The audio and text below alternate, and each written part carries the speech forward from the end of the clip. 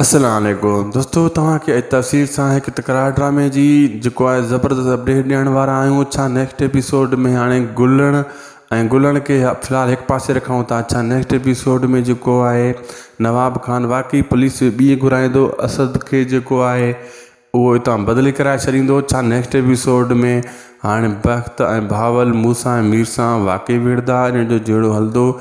ऐं छा अॻी किस्त में जेको कुटको पियो आहे हाणे तव्हां ॾिठो त इहो जेको अकबर खे छा शेर अली हाणे वरी ॿिनि खे बि गुलण खे बि ईअं सटको ॾींदो?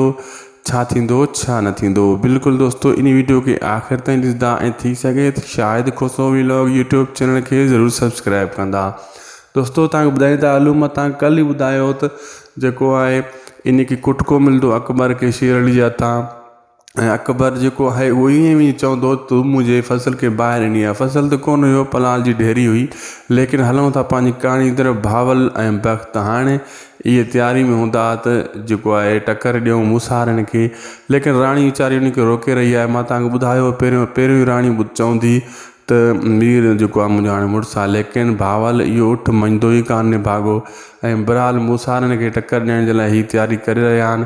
ऐं पुलिस ॿी घुराइण जे लाइ मतिलबु एस एच ओ खे बदिली करण जे लाइ नवाब खान पूरो ज़ोर लॻाईंदो। जेको पुराणो एस एच ओ घुराइण जंहिं शेर अली खे क़ैद कयो वरी बि उहो ई हुजे। ऐं असद में दम नाहे रहियो। ऐं हाणे जेको आहे वरी गुलण खे बि कुटको मिलण वारो आहे। पहिरियों त अकबर वारा ॿधी खणी वेंदा, उन खां पोइ वरी शेर अली जा माण्हू ऐं गुलण खे ॿधी करे खणी वेंदा। वरी सजावल बि तेसीं ताईं मोटी ईंदो। अहिड़े हिसाब सां इहे सीन तव्हांखे ॾिसण वटां मिलंदा दोस्तों अचण वारी किस्तनि में, जेका असां तव्हांखे पूरी कहाणी ॿुधाए छॾीसीं। शायदि खोसो व्लॉग यूट्यूब चैनल खे सब्सक्राइब करणु न विसारींदा। ख़ुदा हाफ़िज़।